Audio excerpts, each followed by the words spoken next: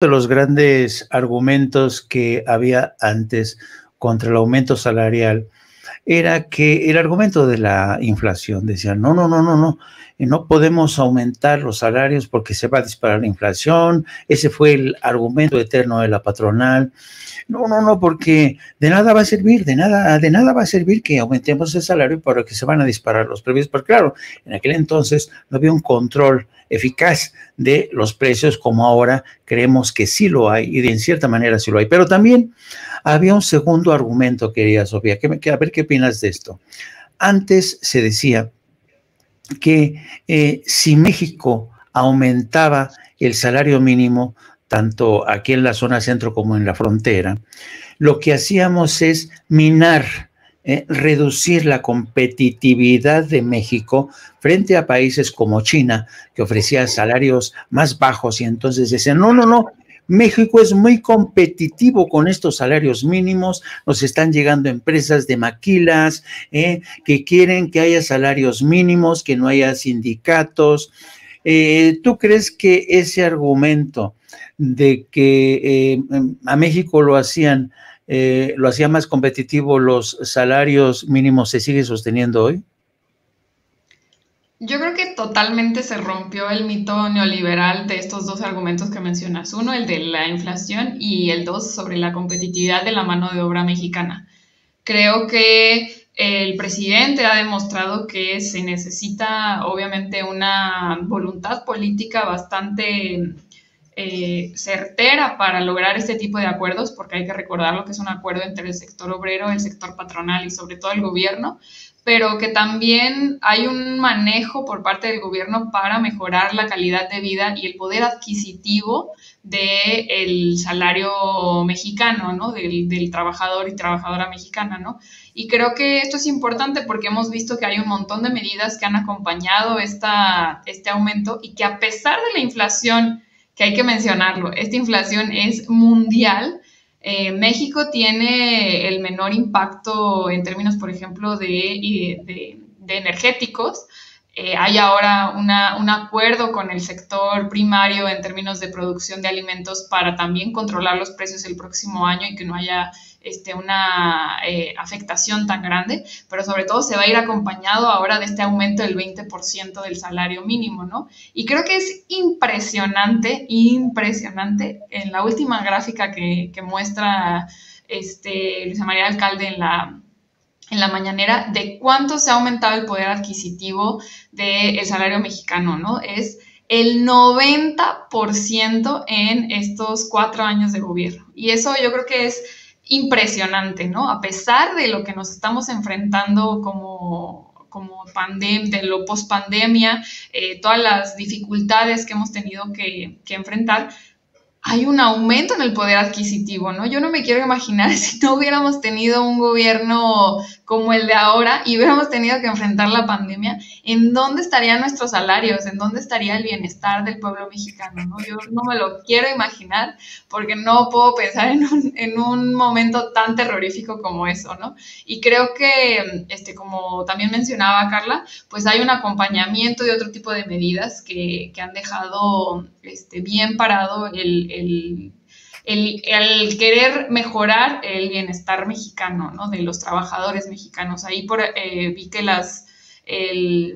había un promedio de 6.4 millones de trabajadores y trabajadoras que serían beneficiados por este aumento, y creo que pues eso habla muy bien de cómo se va a beneficiar. Obviamente esto es en el sector formal, pero también esperamos que se vea reflejado en el sector informal. De alguna u otra forma se va a ver reflejado, ya sea a través del consumo o también en el igualar los salarios a través del sector informal, ¿no? Que pues también es otra de las cosas que se ha querido enfrentar para que más personas vean que el sector informal no tiene tantos beneficios como el sector formal, ¿no? Y que tanto empresarios como trabajadores vean más viable que se pueda mantener en la formalidad, ¿no? Creo que esto también pues, es parte de uno de los combates a la corrupción que son importantes y que van a generar a la larga que más gente pueda optar por la formalidad gracias a las acciones que se han hecho y se han emprendido a través del SAT, ¿no? Que creo que ahí es otra cara de la moneda que también es interesante que se hable,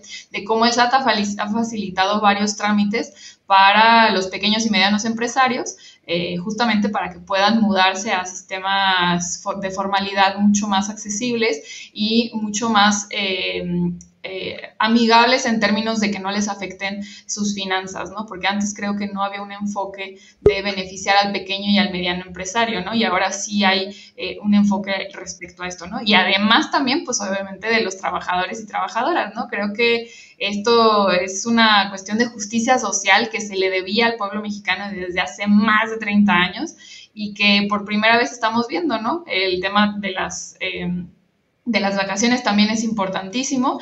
Creo también, ya será tal vez para una conversación más a futuro, creo que también el tema de las horas laborales va a ser importante también que se empiece a subir a la mesa de discusión, que se empiece a generar, tal vez nos tocará, yo creo que hasta el próximo sexenio, porque es una apuesta también muy, muy interesante, pero creo que vamos en ese sentido y también en cambiar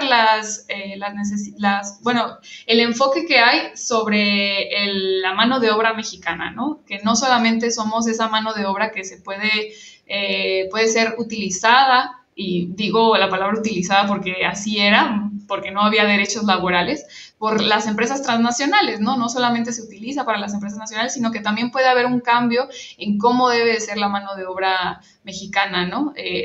Normalmente siempre quieren poner la comparativa con China, con su mano de obra muy barata y todo esto, pero no se ve cómo China ha logrado transformar también su mano de obra, ¿no? Ahora no es solamente un productor de mercancía, sino que también son generadores de tecnologías, de inteligencia, todo esto, ¿no? Y creo que ha profesionalizado, China o ha logrado profesionalizar en un periodo de tiempo su mano de obra y justamente porque había un proyecto para lograr esto sin abandonar tampoco a la clase trabajadora, ¿no? Y creo que México solamente aplicó la de abaratar su mano de obra sin un proyecto para profesionalizarla, ¿no?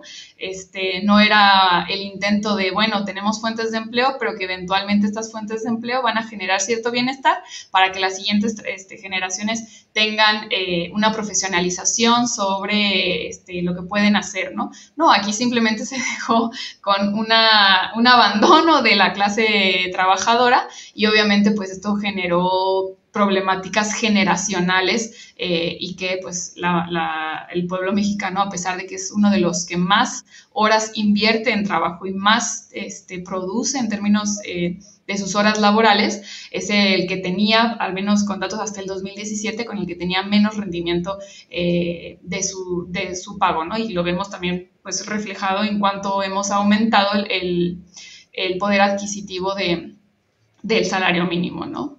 Sí.